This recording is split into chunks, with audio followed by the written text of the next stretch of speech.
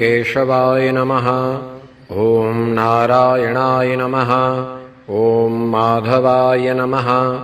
ॐ गोविन्दाय नमः। ॐ विष्णवे नमः।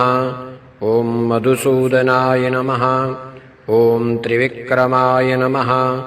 ॐ वामनाय नमः। ॐ श्रीधराय नमः। ॐ ऋषिकेशाय नमः। ॐ पद्मनाभाय नमः। ॐ दामोदराय नमः। ॐ सङ्कर्षणाय नमः। ॐ वासुदेवाय नमः। ॐ प्रद्युम्नाय नमः। ॐ अनिरुद्धाय नमः। ॐ पुरुषोत्तमाय नमः। ॐ अधोक्षजाय नमः। ॐ नारसिंहाय नमः। ॐ अच्युत